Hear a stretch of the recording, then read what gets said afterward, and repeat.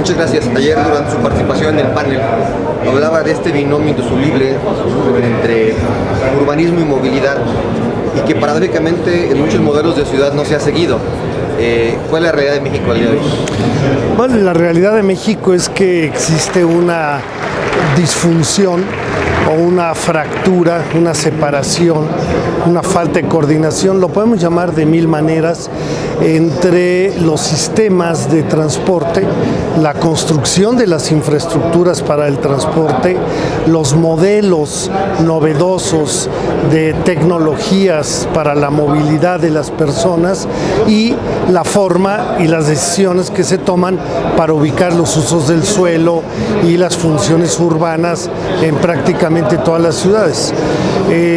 Si acaso podríamos encontrar alguna experiencia medianamente exitosa, es la de la ciudad de León, porque León desde hace 15, 17 años inició un proceso de vincular la planeación de la ciudad con el diseño de un mecanismo de transporte que se llama Optibus, que es el BRT de la ciudad de León, que de hecho fue el primero que se instaló en México. Bueno, es la única ciudad que le ha dado cierta continuidad a través de los diferentes ayuntamientos y a través del gobierno del estado. Otro que inició el proceso hace apenas unos años es la Ciudad de México. El resto de las ciudades del país lo que han hecho son una línea por aquí, una por allá, un arreglo empresarial, o meten una línea propia del gobierno del estado, del gobierno municipal, pero en sentido estricto no existe una estrategia integrada de movilidad que parta de reconocer el tema del desarrollo urbano como el elemento central al que tiene que atender la movilidad. No se ha entendido que el sistema de movilidad integrado y particularmente el transporte público, y dentro de este el transporte público masivo, es el que coordina, es el que estructura las ciudades y las zonas metropolitanas. Mientras sigan separados como ahora, no hay ninguna posibilidad de que podamos resolver los graves problemas de tránsito, los problemas de seguridad, los problemas de dejar el automóvil para subirse al transporte público, simplemente porque no hay una conexión entre la vivienda y el transporte, entre el trabajo, la educación, etcétera. Este factor de divorcio entre la planeación de los diseños de ciudad y de transporte, ¿cuál sería su diagnóstico? ¿A qué se debe? ¿Será falta de fortaleza institucional? Yo partiría por ahí. Debemos entender que todos tenemos alguna responsabilidad en los modelos de desarrollo de la ciudad. El desarrollador, al poner la vivienda donde la pone, el transportista, al definir de maneras muy poco ortodoxas las rutas de transporte, pero hay un actor principalísimo en esto, que es el Estado.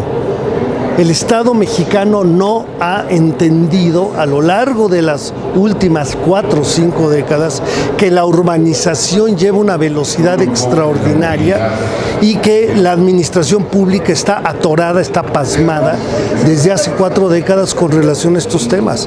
Si ustedes analizan desde la perspectiva de la política pública, prácticamente el tema del desarrollo urbano, del transporte, inclusive yo diría del ambiente, son asuntos como de baja política, son marginales a la política mexicana.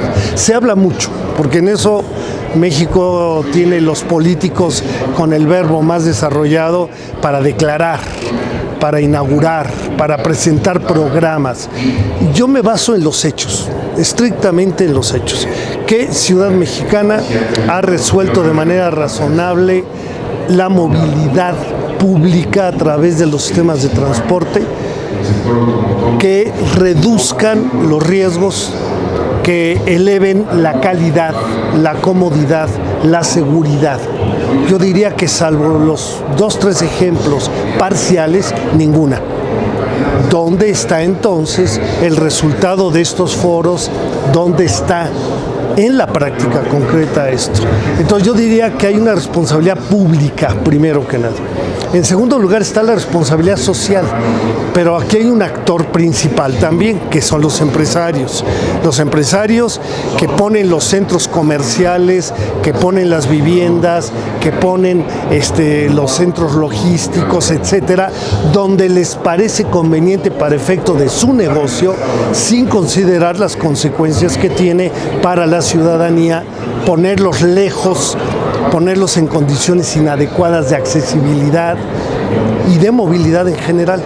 Y los transportistas que han visto siempre por su camión, como se le llama en México, por su pequeña estructura de movilidad, y no les ha preocupado ser parte de un proyecto estratégico de transformación de la movilidad, de modernización de la movilidad, que se suma a estas baja responsabilidad o franca irresponsabilidad y conocimiento de los gobiernos, desde el gobierno federal, los gobiernos estatales y los gobiernos locales. Entonces el diagnóstico es muy claro, hay actores con diferente grado de responsabilidad que dicen pero que no hacen. Por último, doctor, de tiempo para acá y de pronto son modas en temas de movilidad y urbanismo que llegan a México, pero un concepto interesante es el desarrollo orientado al transporte. Sin embargo, yo estoy preguntando por un ejemplo que ya esté en México, pero no me lo han sabido dar. Número uno, ¿qué opina de ese concepto? Y dos, ¿en qué estatus estamos en México? Si conoce alguno que esté ya realizado. El concepto es muy claro, es un concepto de sentido común. Si partimos de la idea con la que inicié esta respuesta a su pregunta, el transporte y la movilidad estructuran las ciudades.